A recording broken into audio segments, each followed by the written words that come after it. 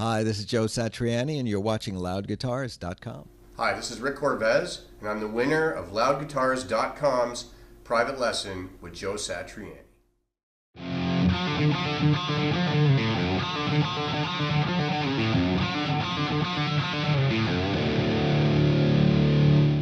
I'm coming 25 years. I wanted to meet you, and the story of you with Hendrix, you were like my Hendrix for me. So I guess essentially what I would love to, I mean, it's hard to put 25 years into an hour, so I think what would be fantastic and fun would be to, I guess, take some of the, learn some licks directly from you, from some of my favorite songs to, I'm sure they're incorrect or I can't do them anywhere near what you could do, of course, and it would just be fantastic to learn from you instead of all of the inaccurate tabs that are out there. Okay. So this is my first guitar lesson ever, so I think it's pretty Wow, fitting. okay. So usually if I'm giving a lesson, I have to find out what the student can do. So what can you do?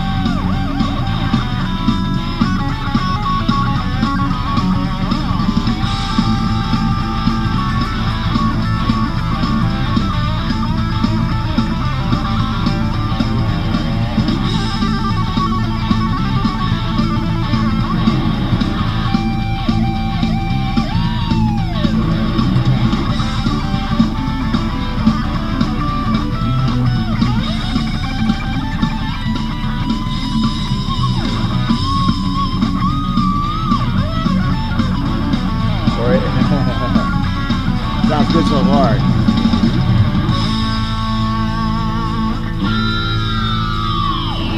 So that's, that sounds really good so stop far. There.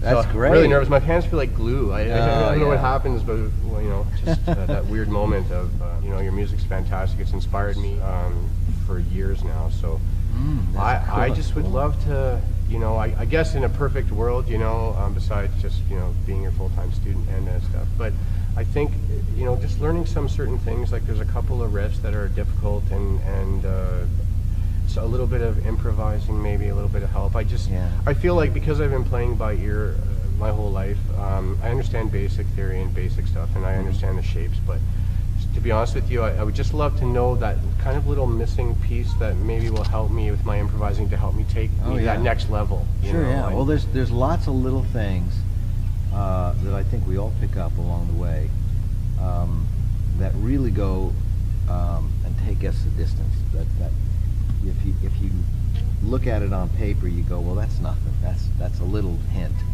But actually, when I sit here and I watch somebody play something that I know very well, that I still work on every night. I'm always working on Satch Boogie. I'm always trying to figure out a better way to do it.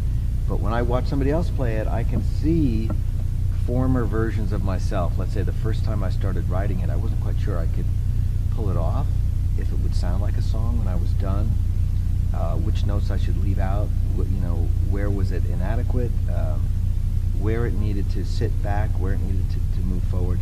And what I relied on was all these little things that I picked up from playing with other people, from playing in front of lots of audiences and getting their reaction.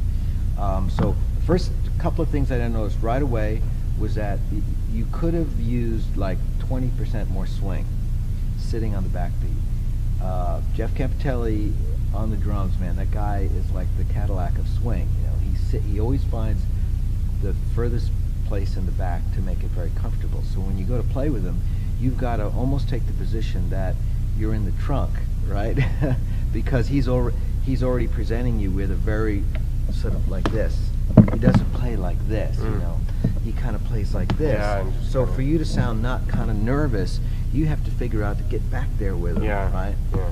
And so you're leaving your strings way too early, you know. So instead of, you know, you're thinking of, I'm going to do this really plain here.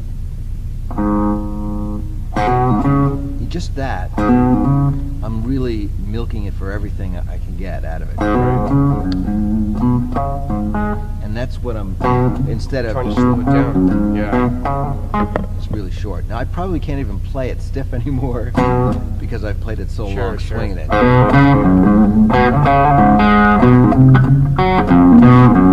You see, I'm really doing a swing kind of a thing. Just kind of like a little more groovy like Yeah, that. you just try to make it as good and bend a little bit more. Every time you're presented with a third, you kind of, you know, you play the, you're doing a little funny thing with the third. That's the blues idiom, you know. The other thing would be, the two things that I noticed that were very interesting is that your right hand stayed in the exact same place for every section. Now, if I was writing this out for manuscript, I would have a million little indications about what to Where do you with should that. put this. Yeah. So my right hand is moving Yeah. all the time. Because of the harp-like sounds you can get by traveling up towards the Exactly. neck. So Yeah. I'll have to put the gain up for you to hear how different it sounds when I'm doing that.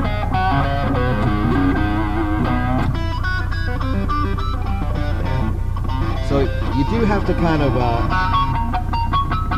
of memorize this little Yeah, section. where those harmonics so are. you've got root, third, fifth, minor seventh, root, and then major nine. And that little section there just is that way. Oh, I see. Yeah, So okay. that's just I going get it. in the opposite direction Right, there. right, right. So you kind of have to think about that as you're playing. Because I always want those harmonics to be very musical. I want them to fit. Absolutely, key, yeah. you know. Yeah. So I would say that. The other thing is the vibrato is a little automatic. I took some bebop lessons from a guy named Lenny Tristano, and one day he asked me, "Can you just play a note without doing anything to it, without any nervous twitch, right?" And I realized that I'd never just hit a note. I just never do that. I'm always shaking and doing something to it. And I thought, wow, all these years I've been playing, and I'm not quite sure I know how to just hit a note and make it sound good. So that put me on a path for many years where I taught myself how to play without putting any, what we used to call English on it, you know. But it's just no vibrato or any affectation of style, and see what it sounds like to just hear the pure note. And then after that, make an artistic decision that you improvise in the moment. What does that note need? Does it need shaken? Fast, slow? Does It need kind of to be will write slurred? itself almost. Well, you want to when you're improvise in it, the I zone. think, if Right. you adopt that artistic lifestyle of improvising, but you don't want it to be automatic to where you say, this is my vibrato, and every note I hit always has Agreed, that. yeah, You can't tell a story instrumentally Yeah. by having the same message. The other thing is that in that particular song, you know, it's basically blues in A, and you're playing it in the same key it was recorded in. I'm a half step down, of course, but the idea was to play around with the fact that it's a blues scale. It is sort of a Dorian with an added major third and an augmented fourth thrown in there. Lots of ways to look at it, but I do some key changes in there, and each time I try to lean on some other notes that are part of it, and that I think is what defines the song from, let's say, a lot of other boogie songs. And this is always the problem when you do a blues song. So let's say if we were doing a straight ahead blues and we're going to call it the Red Velvet Blues, because we're surrounded by red velvet here, right? So the only thing that makes it different is that we've called it the Red Velvet Blues, and so people will expect us to sing them a story about why we're talking about Red Velvet, right? So the instrumentalist, of course, doesn't have that. We don't have any language to use, but we do have the musical language. So what's going to make this different, musically speaking, than when you write something about blue burlap, you know, or, you know, orange stone? You know, if you're doing all blues songs, you have to say, well, I've got the scales and the way that I play it and the inflection, and am I pushing, am I sitting on the beat, am I in the back beat, you know, you need to have a command of all these teeny little things that maybe the audience doesn't know is going on, you know, in the mechanics of your playing.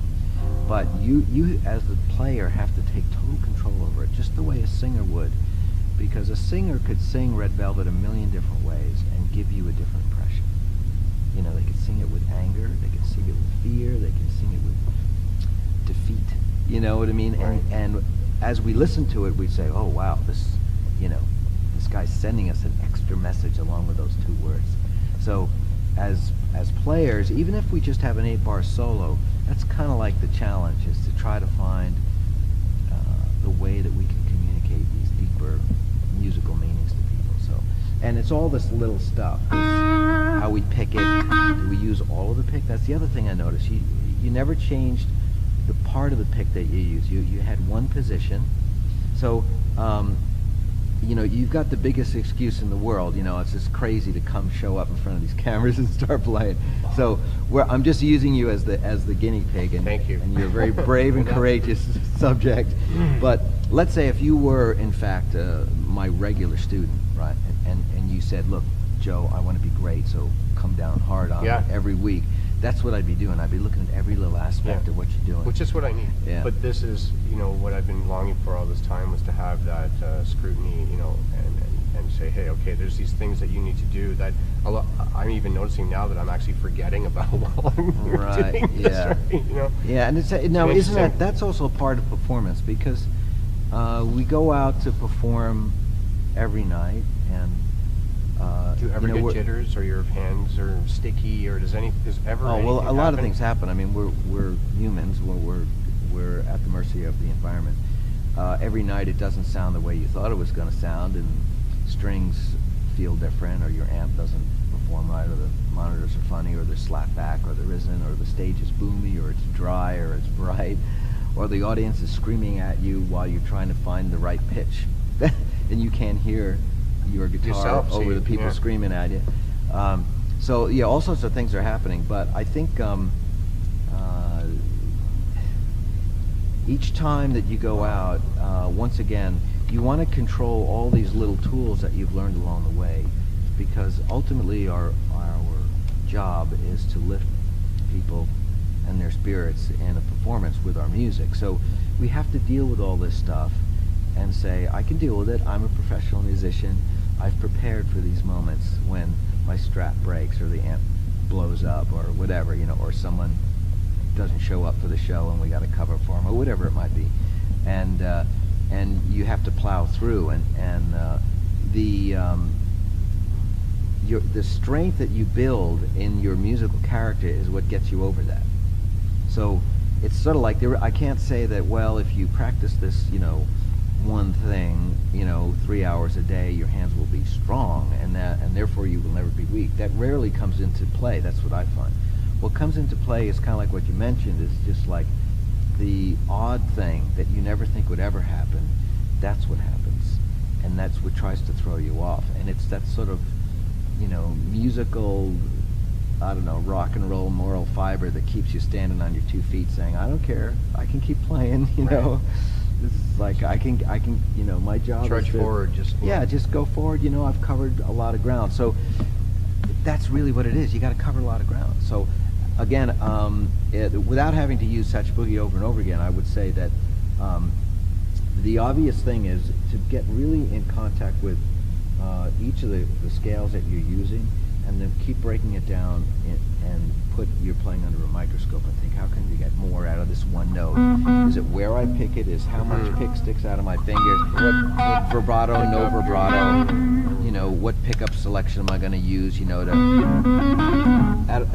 a modeling amp is just going to kill everything. Yeah. I mean, it takes 50% of what I do and it homogenizes it. So we should talk about some other things that I think are more important, which are, there's something I used to show people all the time here. Maybe the way to do it is, if I take, like,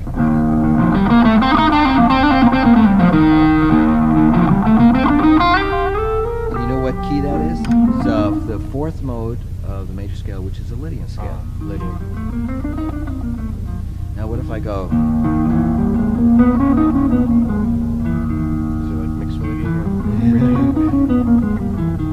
or See, this is really not fair of me to do this because I've hit upon your weakness immediately. That's what I'm here for. Yeah.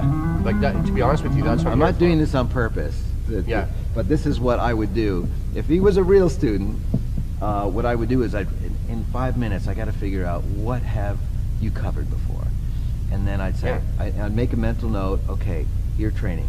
We got to do ear training. We got to really work on it, right? So obviously you can play and you've got a really good sense of pitch and your timing's really good. So you're basically like a really good musician with untapped reserves. Yeah. And so I'm looking for those untapped reserves, yeah, right? that I have untapped reserves. Not that I'm a really good musician, just FYI. Yeah, just play that over and over again. You know, so. This is what I do. When I was in high school, I was benefiting from taking these music theory classes from a guy, a young piano player who magically arrived at this public school. And he taught me basically, because I didn't have perfect pitch, so he said, well, I'll teach you relative pitch, which is, call this 1. Everything else, you have to learn what this distance is and what that is. Sure.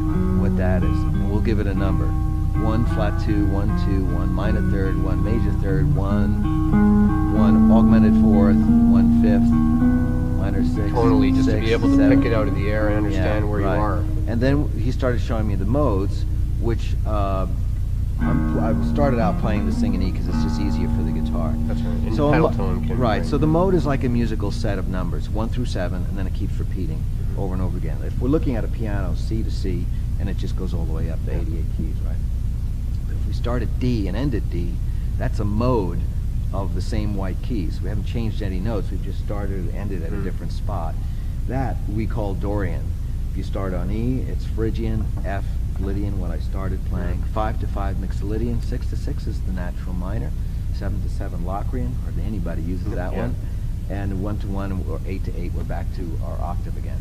So, and that's just the scales without any of the altered notes in it. Once you start altering, every scale, basically think it this way, if a scale's got 7 notes, there are 7 ways to do it, so there are 7 modes of it. So if you start with a harmonic minor, then you've got modes of the harmonic minor and so on and so forth. So that's how we get what they're not really, they're called, they've got sort of artistic names, ethnic names, Hungarian minor, you know, Phrygian dominant, stuff like that. Sometimes pentatonic scales would be called Ethiopian scales or stuff like that. But basically it's just a way that musicians can talk to each other about these scales. So if I start something, let's say, I'd expect you to hear it and go, I know that scale inside and out, in every key, all over the guitar. That's what I would ask you to do as my student. Okay. So the first thing would be, I have to teach you, what's that? And then do you hear a major third or a minor third? So that's your key right there, and you go, well, I have studied the fact that there are only so many scales that have a flat 9 and a major third in it, and these are my choices. Yeah. Here's the other thing that's crazy about this idea of ear training is that if I start a song, so how many notes have I given you? Really? Well, it's 1 note, but it's just one repeated, note, yeah. Right. So the other 6 are totally up to you. Now, if I start a song and I go, I've given you actually almost 4 or 5. 6. I've given you almost the whole scale. So when you hear these chords, and I can hear all those individual notes too. Yeah, sorry about this gain thing here. There you go. So each one of these chords that has, you know, 6 different notes in it, I'd expect you to get to the point where you'd go, and you'd say 1 5 1 5 1 6 3 augmented 4 7, right? And you'd be able to piece the scale together that way. So the way you do it would be, this is how I did it. I sang, whoa, what did I do? That is the coolest tone ever. Didn't mean to do that, sorry. All right, so I do this. 1 2 1 3 1 4 1 augmented 4 1 5 1 6 1 flat 7 1 major 7 1 1 I did it in G Yes. because that was the best vocal range For your vocal, from my limited yeah. voice, right? But it really was the beginning of me being able to hear. If you suddenly went and you said, let's jam, I'd say, I know what that is. I've And then heard you- that before. And I'd think, I know 6 scales that have a flat 9 in it, and I'd start improvising around it. So we have to get you to that point. So I would suggest you hit the internet, get some fingerings for scales in 2 and 3 octaves. Eventually, though, you have to break from the pattern. So you get like a major scale, 3 octaves, maybe going up and down in 3 different, different ways. Do the, so there's a G Lydian in 2 octaves that way, or keep in mind, no one will ever pay us to show them that, on stage, So the idea of practicing this a lot, to me, is worthless. The idea is you really need to be training the ear part. Of course, you don't want to be playing it like crap, So just slow it down. But you want to train your ear to understand 2 things. What is the scale? And number 2, very important, what do I think about it? When will I use it? Not when does Joe use it or someone else use it. When am I going to use it? And because as you develop an opinion about every scale, that becomes your style. Yeah. You want to see when you're practicing how far you can sort of open some new doors to your creativity. But I haven't come up with a better phrase than building an opinion about. I mean, I found that really works because it's not a technical term. A beginner or an advanced player can pretty much understand something like that. It's almost like if you had a metal player and you went, they might say, hey man, I'm never doing that, because that's blues and I don't play traditional blues. So the question that a player might ask themselves is, why do I hate that? What rubs me the wrong way about that, and what's the alternative? What do I want to give the world that's not that? And you have to build that up. And as you build up a sort of a vocabulary based on your opinion, it becomes the style that people recognize you on. So your practicing is building that, and I want you to think of it that way. And I would always instruct my students not to sit there and play one scale against a metronome faster and faster for hours and hours. That's a recipe for repetitive stress injury. So from being a player for a long time that you're pretty much going to be as fast as you're going to be in the first couple of years. The motor skills show up pretty quick. But your quality as a good musician is something that can develop over decades. And your brain is sitting there waiting to help you out. And your ears are just sitting there waiting for stuff to come in and enhance that whole journey of getting better and better and a better player. And practicing to the tracks for me it invokes emotion as opposed to just mindless scales, and that's why I don't do mindless scales that way. I like to make it a little more musical, which may be bad for my practice regime because I end up taking a left turn and then going on this journey when really my whole focus was, okay, I got to figure out that scale. So I get a little sidetracked, getting lost in the music. But Yeah. Well, let's try something here. I'll do this. I'm just going to do something really simple. It's G. And I'm just curious to see, play any kind of a melody you want in any kind of a key, and then try a totally different one. Like...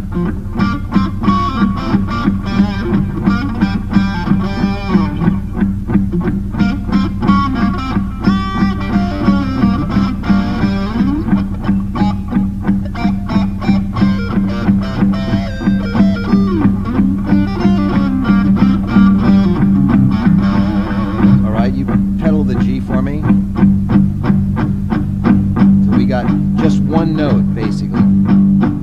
I start off, and obviously I'm not going to be able to do open string stuff for you, right?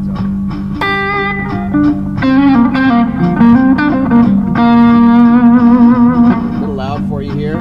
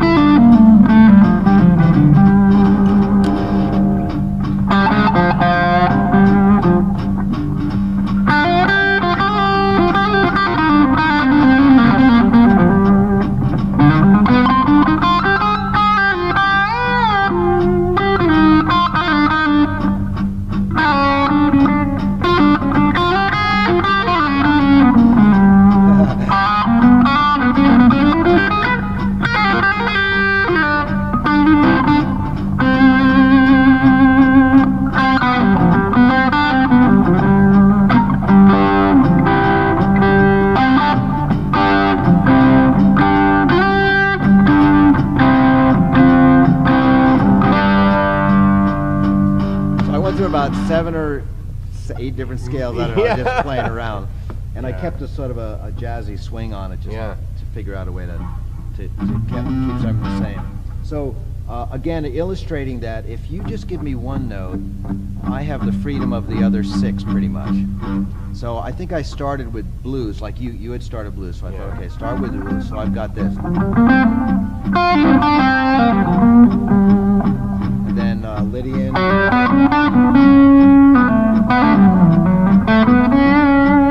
And then Lydian dominant.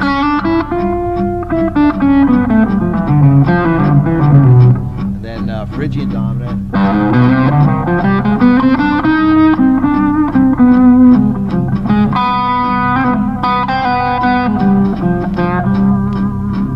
At one point I did.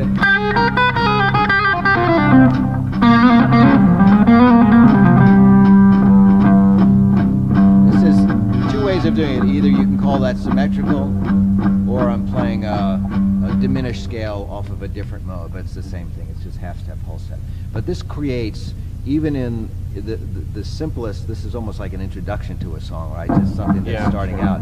I'm creating lots of different moods. So if you were, once again, we go back to the Red Velvet idea. If you were talking about what's behind, the song ultimately is what's behind the Red Velvet Curtain, and what is it? It's a beautiful woman or it's an ugly monster. That would determine, you're saying, okay, I'm going to, you know, invoke that sound, but so you'd ask yourself, well, what scale is the ugly monster, or what scale is the beautiful woman? Because my part's got to make this, introduce it maybe when the singer starts, or you know what I mean, or when the main melody starts.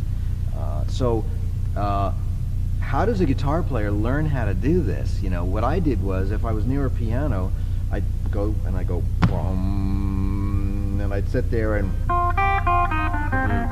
you know, and I'd play it, and then I'd play the other scale. If I wasn't, I'd use my low string, and as I did earlier.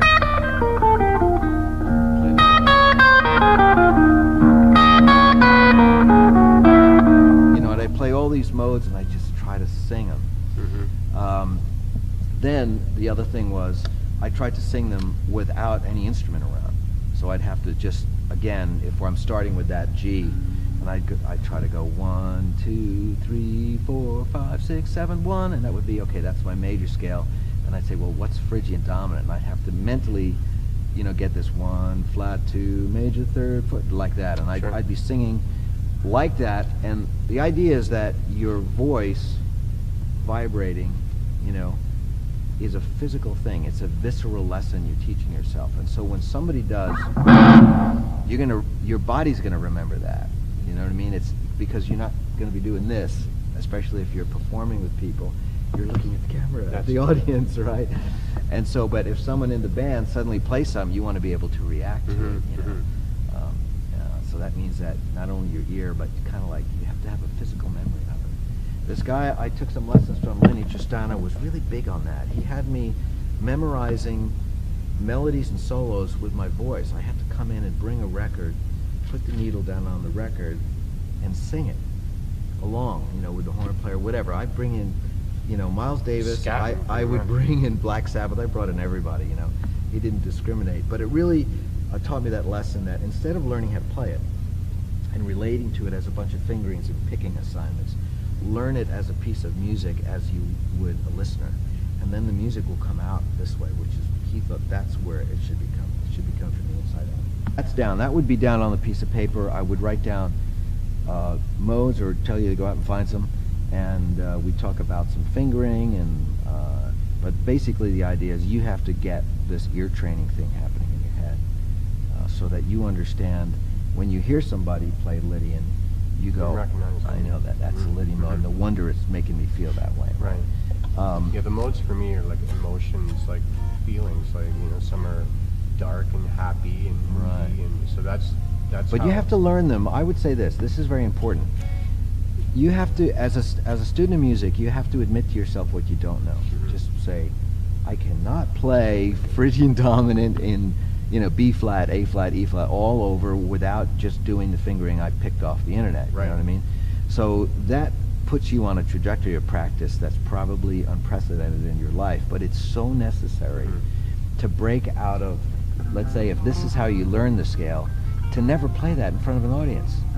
They will never buy a ticket for that. Yeah. You know what I mean? Yeah, sure. But Understandable. if it's E Lydian and all you do is, that's what they're looking for. They want you to show that you are completely free on your instrument to Sure. represent music in any And form. not stuck in a box. Like just even be able to see them all connected Yes. laterally. That's Right. the thing that I need. The Yeah, most. yeah. You don't want to sound methodical. You don't want to sound like you're trying to teach Right. the audience or anything like that, right? So, but it's sort of our lot as players to somehow transcend the way that we pick these things up. They're very handy, you know, as we pull lessons from books and things like that, but we have to eventually dissolve the connection between how we learned it and how we use it, right? So let's talk about picking, though. People always come to me wanting to know secrets of picking, and it's really funny. You know, in this particular band, I've got a bunch of guitar players who are playing different instruments, right? Mike Keneally plays guitar and keyboards. He's a master guitar player. Master guitar player. And a lot of people don't know that Marco Miniman also plays in guitar incredibly well. And they both have very fast right hands. They're right-hand players, but their hands move very differently from each other. You know, whereas Marco has a very small wrist movement kind of a thing. Mike Keneally has a more of an arm kind of a thing, more like a Petrucci kind of a thing. You know? I've stood right next to guys like Yngwie who play more like this, or guys who play like that, Marty like Neil Friedman's got a Schon. really strange one. Right, Yeah. that's almost like a Hendrix kind of a style thing. And then Steve Vai plays like this. And it's amazing when we're doing the G3 stuff, and you're going across the line, whether it's Steve Morse or Steve Lukather or Steve Vai, any Steve you can find.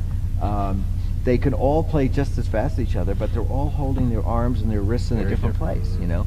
So you got to find your own thing. So it's like it's a bit of a disappointment when the students come and they say, well, what's the secret to playing fast? And I said, well, you got to figure out where you want to hold your hand, not where I do it. Mhm. You know what I mean? Because different anatomy. Again, if we were not rock and roll guitar players and we were in an orchestra, let's say, we were in the Kitchener Symphony Orphan or something like that, we would simply be required to have all technique available for the conductor when he says, today we're doing Flight of the Bumblebee, and we're like, oh great, you know. If we're a particular player that's got to handle that on the trumpet or something. So we kind of get a bit of a free pass as rock and rollers. We're allowed to be more expressive and say, these are my techniques and I don't use those techniques because it's not part of my gig or something like that. But once again, if we were classical players, we sort of would be asked to learn all the techniques, wouldn't we?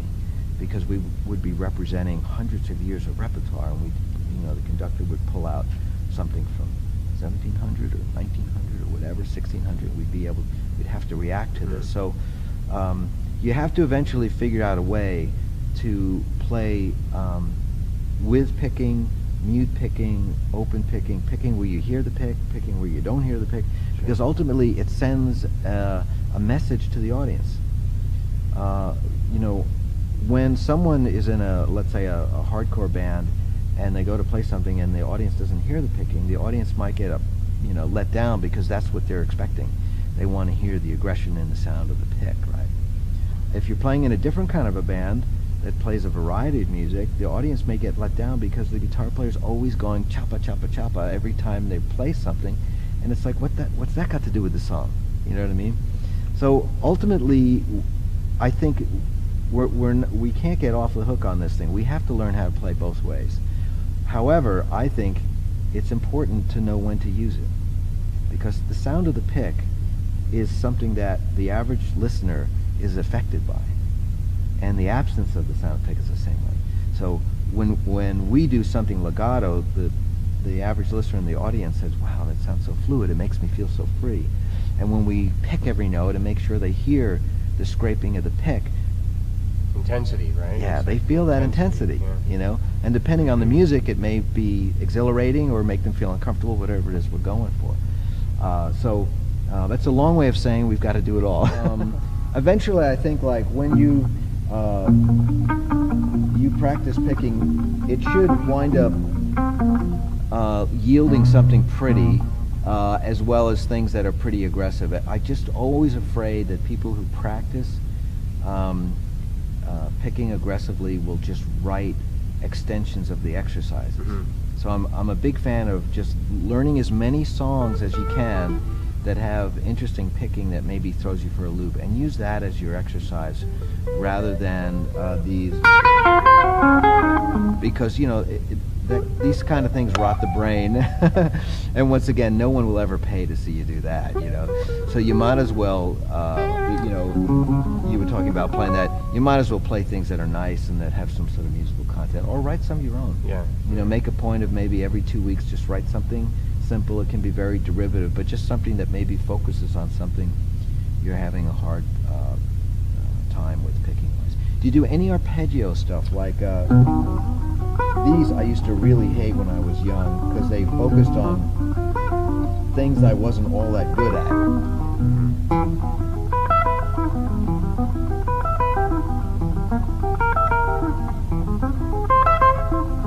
Can't believe I played that right for the cameras. But those things, once again, you kind of play them, and they kind of, if you're looking at the guitar, they kind of lay out the major, minor, diminished, and augmented arpeggios for you, which I think ultimately was a good way to look at it. I think it kind of helped me visually see things. Oddly enough, I bought a pamphlet from a guitar player named Billy Bauer when I was a teenager that had all these arpeggios in it, and I studied them a lot. And then a couple of years later, I took a few lessons from the bebop piano player, and he was like, "Oh, don't bother playing these arpeggio things. They just sound terrible. They sound like a student practicing." He said, "What you should do is play me every inversion of a chord on a set of strings that you can." So, like for D, right, he had me doing this as far as up, as far down as I could go. He didn't care about the fingering because he was a piano player. But everything had to be right. And this, I found, was sort of a better way of being able to sort of think about these arpeggios. And visualize them too. And use them better. Within chordal. Yeah. We know as guitar players that, when you get a chord book, it shows the chord like this, but you rarely do that as a guitar player. You're usually playing little bits of chords and pieces here and connecting it with some sort of rhythmical composition. And so breaking the chords up into, starting with root, third, and fifth, and then third, fifth, root, and then fifth, root, third, is a great way to always know all your options in terms of those chords. So I would say that, and of course you want to be able to do the same thing with your minor, and you have to do the same thing with your diminished and augmented arpeggios. Great way to do it. Another thing that I would recommend, I do believe it's still in print. There's a jazz guitar player named Joe Pass, and he wrote a book called Joe Pass Chords.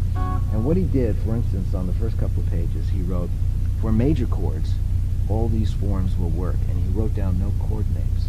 So for, in my case, C major, he may have had these,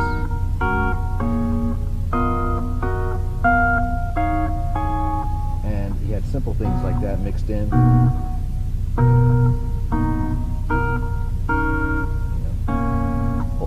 All sorts of chords like that, keeping one out of tune here. And as a young kid, I thought, oh, I get it now. It's up to you to break up the harmonic suggestion and to improvise how you fill that up, how you accompany whatever else is happening. So in rock, of course, it's a little different. We approach those spaces in a different way, but it's pretty much the same thing. And I realized, boy, what I hear Pete Townsend doing is pretty much what I hear Joe Pass suggesting. It's just they have a different sound on their guitar. And when it gets more distorted, the less notes sound a little bit better. So the Townsend's approach is a little bit more geometric in a simplified form, but bigger in sound. Joe Pass's sound was a little bit more condensed, but much more complex harmonically. This helped me get away from this. Cowboy chords. Yeah. They're only, you have to know them inside and out, But, and then got me away from this, just the simple bar chords. Once again, major, minor, seventh, 7/4, minor, seventh, minor. Every variation within the box. You've got to know those. But then eventually, as we said before, you have to know how to combine them, and then how to break them up depending on, you know, what you're trying to do. Eric Johnson does a lot of that. Yeah, of course. He's a great, obviously. You know, it's funny if Great you player. look at the Ed from U2 and you look at Eric Johnson, they do very much the same thing. They just, you know, use fewer notes. I think the Ed uses fewer notes, but he creates an environment without saying, Yeah. you know, G add 9. He just might just do this, but it's the same. Sounds huge though. It's the same musical information they're working with, you know. This will always roll back to the ear training thing, because as you're doing your chords, eventually, as if we were continuing a relationship as a student, and I said, okay, improvise a scale over this. Number one, without looking, you'd have to be able to go, I know what that is. I can pick out these notes and play the appropriate scale. And then as I would change the scale, I would expect you to be able to change with me. Right. You know what I mean? Like that. So once again, it's this, and you got to feed it, and you got to put a name against it. If you don't have perfect pitch, assign numbers to the notes. Extremely important, so that eventually what you've got inside is something that people can recognize as your own style. You know? And the physical stuff, I think, will fall into place. I really appreciate all of that advice. Thank you very, very much. All right, fantastic. It's going to come in a different key for me, so I can't use my harmonics.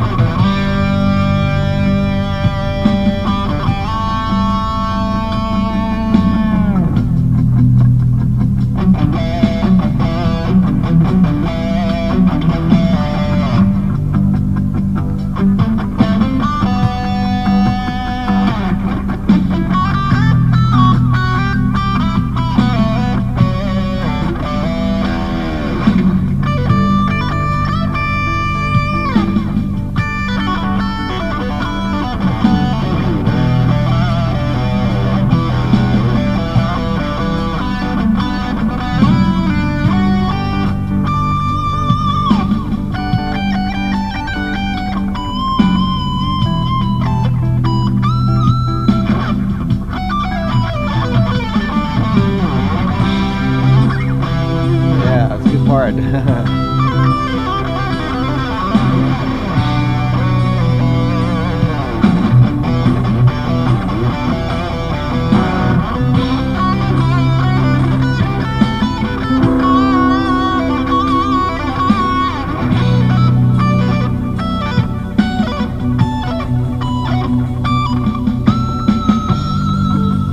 I continuing? Yeah, keep going. You're doing a great job.